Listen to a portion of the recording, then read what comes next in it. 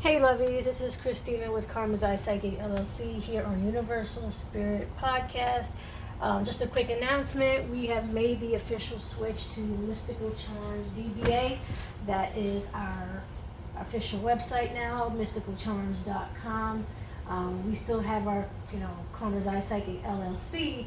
However, Mystical Charms is now the official name of the business. So I just wanted to just throw that out there really quickly. This is going to be part 3 of trying to turn myself into a piece of paper. So I know I've been skipping around and ranting, but in this part I want to get to the irony of how my mom was proud of me getting all these awards, right, and getting all of these, all this attention for all the things that I guess you would consider to be mainstream, successful, or, being pretty much sought after because of a really good skill or being obedient or really good at academics and, just being what society would praise you for academically and, for your talents and stuff like that. And of course, this is going to take a turn to right about the age of 16, 17, because I have a Scorpio rising, and anything you'll know about Scorpios is that Scorpios transform. They never stay the same, right? There is an adventure in the mutation and the transformation that Scorpios go through. And that's just to put in some astrology. I also have a Sagittarius stellium, so I love adventure. So I have 4 planets in Sagittarius in my chart. So plus the Scorpio rising, it's like I chase transformation. I chase, just to see if I can fit into a certain situation, whether it's for me or not. I will always dip my pen in every ink to see if it's for me or not, because you never know.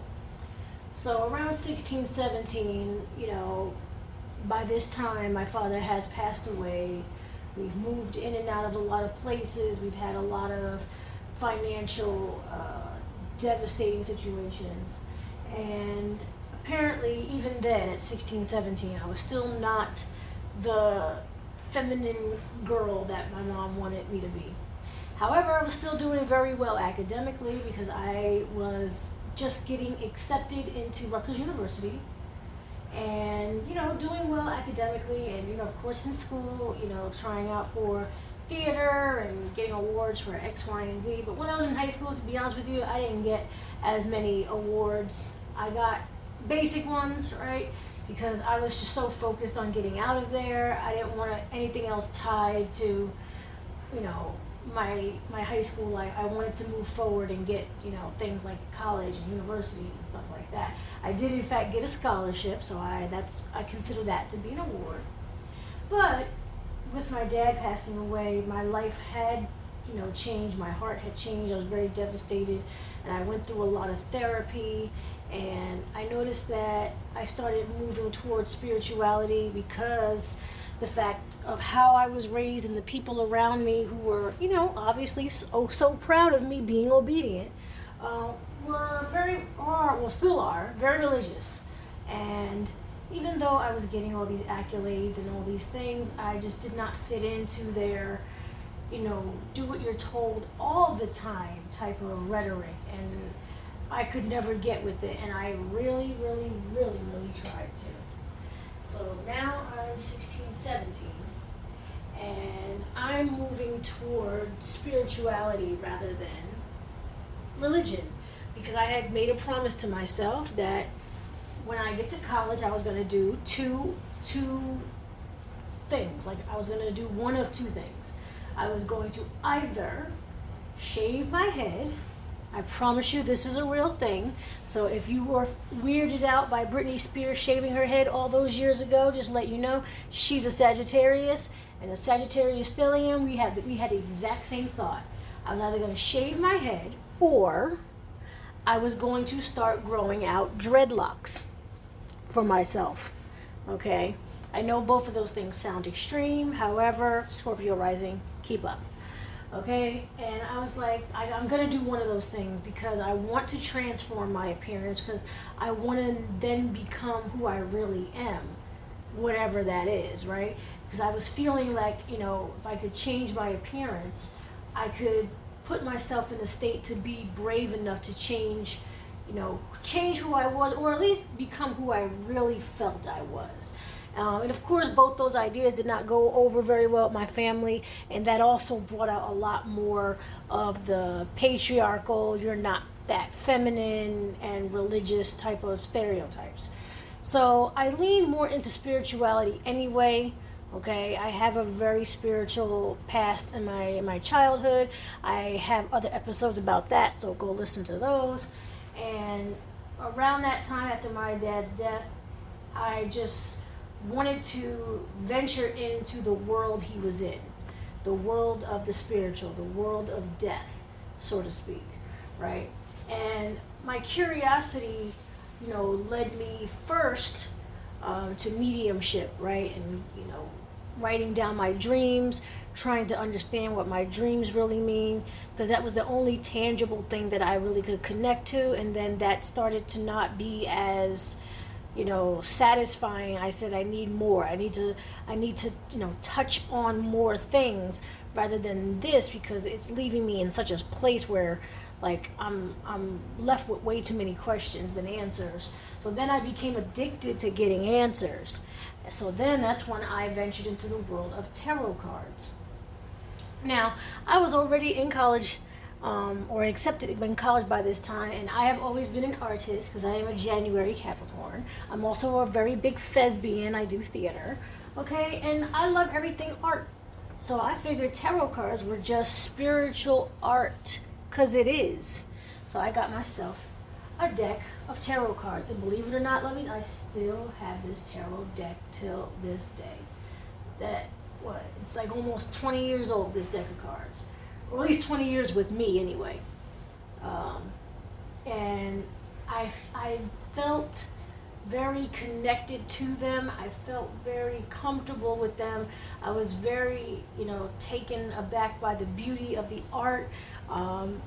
Also the adventure of learning about them, right, and what they mean, and then eventually finding out what it meant for me, rather than what the booklet says, and just getting an intuitive download of what these things mean, and being able to predict things without using the cards, but having the cards in place. And I would say the rest is history. But the purpose of this particular part, this part 3, is that we're going to get into the realm of the things and all the accomplishments and things I've done that my mother is not so proud of.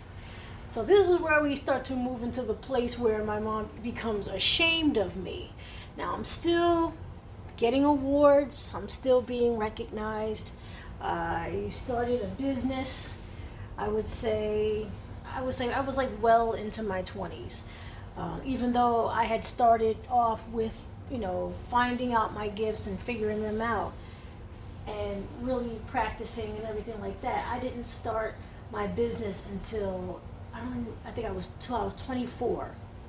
So a lot of years had gone by, and at that point it was kind of like the call was coming from inside the house. The purpose, the talent, it was chasing me, and I couldn't run any longer. So I started a business, started making business cards. I got a phone number, got a website together, everything, posters, all kinds of stuff. And people really appreciated what I did. Of course, I did some studying too. I have a Babalao, that spiritually guides me. He's my own personal shaman, because every spiritual person should have a teacher, right? So I have had this spiritual teacher for, I would say, almost 20 years. All right. And I just became popular in the neighborhood. People were really appreciative of my work. They thought I was fair. They would refer me all the time, made lots of money. And it didn't stop there, right? I started making my own products. I started to identify as a witch, because that's what I really felt like I was. I even took college courses in regards to religion and civilization, spirituality. I took, you know, university classes on mysticism and witchcraft and stuff like that, but also, you know, history, you know, African American studies and all that other jazz, right? So I'm not just going into this just like, oh, this is what I was told. No, I did some real research studying. I even took a few Harvard classes, and understood the history of what I was getting myself into. And with that, I was passing those classes, I was getting those awards, and of course I got addicted again. So then I started going on, you know, the internet and taking online courses in spirituality and witchcraft and divination and conjure and the different types of spirituality, the different, you know, religions and stuff like that, till I racked up, I don't know how many certificates of completion, certificates of excellence, certificates of, you know, just, you know, you're in the top percent or whichever, you know, and I printed them out, I downloaded them all, and it has to be now well over 100 of them, right? And I've made friends with a lot of authors, a lot of big people in the spiritual community since then. I have appeared in many like metaphysical, occultic conferences. Right, I wrote my first book in 2023 about tarot called Dual Divination, and my book business, my website. I've got, you know, a warehouse now. I got signature products. I have copyrighted products, and I promise you, my mother is so ashamed of me because of the fact that I'm so passionate about something that she despises. One, you would have to despise authenticity if you expect your child to be an extension of you. You would have to despise authenticity because you want the child to mirror you, and everything I'm doing, they should be doing. And also, every mom, every parent would like to think that their children would want to be like them. And I understand what an ego crusher it is when your child turns out to not be like you, and especially has no desire to be like you. That could be an ego crushing situation because my mom is a teacher, and I too in a way is a teacher, but she teaches things like academics and history and linguistics and stuff like that, and I teach about crystals and spirits and the paranormal, you know, and what happens when you put two oils together and call on Lucifer for certain things, you know, and stuff like that. And she would rather not have me compare myself to her anymore, because she used to, you know, be very proud of, look at my daughter getting all these achievements and all this and that. I don't mean to pick on my mom, but she's the closest person that I know that would brag about my achievements, at least that I've ever heard of, right? And now that I got all this stuff going on, I've been to WitchCon 2025. I've been to Spectral Evidence 2025. I will be going to WitchCon 2026. Very, very, it's a big worldwide. It's worldwide. I'm teaching people all over the world. Okay? Not just the small stuff. Not just on Amazon, right? And she will not tell anybody what I do. She's afraid for me to even bring up anything that I'm currently doing, because it's almost as if the accomplishments that I had as a child, she always wanted to take credit for them. I used to ask her, like, why won't you take credit for this? Because I'm doing well, right? I'm still your daughter, I would hope, and it's because it clashes with her beliefs. It clashes with her very rigid religious beliefs, where she thinks that I'm worshiping Satan and that I'm going to go to hell and that I should even be afraid of any of that stuff. And the fact that I'm not afraid and she can't control my emotions around it, She can't control the momentum of how high I'm getting. I still got a long way to go, trust me. I still very much so have a lot of people in the spiritual community that I look up to, right? But of course, when you are in that position, you hope one day that somebody looks up to you one day. And I know that'll happen for me one day. It could be happening now and I don't even know it, right? But I just think it's so ironic that right after the age of 16, 17, that's when it all stopped. I no longer became acceptable. Now I'm, being praised, and now I'm being openly, recognized for my work, like I always have been. But now it's disappointing. It's not the jam or the story that she was hoping to play out. And it's almost as if she would hope I fail just so I can no longer do something that she disagrees with, right? She refuses to be educated on it. And if she were to be educated on it, she wouldn't want to hear it from me, right? She feels as though I still, to this day, know nothing about stuff. I've had her come to me sometimes and say, the devil can bless you, right? And I'm like, yeah, I totally don't know that, because I'm teaching a class about spiritual mimics. But, of course, I just completely overlooked that one thing that only you could tell me about. Gee, thanks. Okay, she'll say things like, demons are real, right? I'm just like, no, I'm sorry, I didn't know that. I'm only talking about witchcraft and the dead, and, negativity and chakras and stuff. I had no idea demons could possibly be real. Tell me more. Okay? And it is a bit unsettling sometimes emotionally, because you would hope the people that claim to love you to be a little bit more supportive, especially when you're doing well. Like, I'm not doing witchcraft and I'm like, throwing my life away, and I'm strung out on a serious drug or something like that. And that's not to shame anybody who currently is, okay? I know it's a phase in life.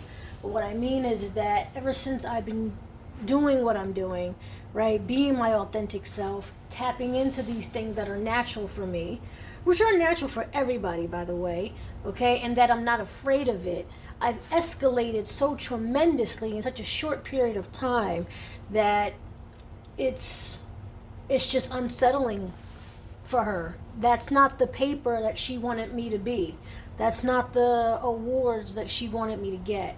It's not the badge of honor she wants me to brag about, right? Because it's something that she doesn't understand. And again, if she wanted to, she wouldn't ask me. She would ask other people. And everyone she refers to when it comes to the things that I do are usually on the opposite side of what my beliefs are. So that tells me she clearly knows what my beliefs are, because she constantly gives me the advice of people who are indifferent to me in the same industry of magic. So I find that to be fairly hilarious. But what I want you to do as you're listening to is to look at the picture that I put on for this episode. That little girl in Camden, New Jersey, in the 90s, looking at all of her, principals lists, honor roll awards, and best helper awards on that wall, and had no idea that you could still receive those, being your authentic self and being pretty much everything that nobody wants you to be, right? Being the very thing that society says, ugh, you're gross for. And yet, if only that little girl in that picture knew that there was so much more in that moment, and not have to learn the hard way that, that you would have to, let people go, and you can still get those things, right? Because the thing is that when you get these things like principal's list, honor roll, and all that stuff like that, or you're like, well, I'm acceptable now. Now I'm acceptable, and this is the only thing I can do to be acceptable. And if I do all that other stuff, no one's gonna like me, and I won't be acceptable. I mean, two things can be true at the same time, right? But I thought that was it for me, because I did not finish college, and I thought my life was over, right? I thought I could no longer re-enter the world of being acceptable ever again. And maybe that's exactly the world that I did not belong in, okay? It's like I went from Glinda from Wicked to Elphaba in Wicked, right? Glinda being the accepted one, and Elphaba being the authentic one, being real. And yet they both have their happy endings because they both understood that they have to be in worlds that are good for them. And Elphaba was not fitting in Glinda's world. And vice versa, right? Just saying that because I just saw the movie Wicked for Good. It was amazing. I'm not here to promote the movie because I'm not getting paid to. But that was just pretty much the solid point of what I'm trying to say here. So I hope you enjoyed this series, trying to turn myself into a piece of paper, and understand that living your authentic self will get you farther than you think. Don't listen to everyone, even the people you love. It's disappointing, I know, right? I still talk to my mother, right? But it's like there's no turning back at this point. No matter how much denial people are when they see you, you know you're not in denial about who you really are. All right, lovies. I'll see you in the next episode. Bye.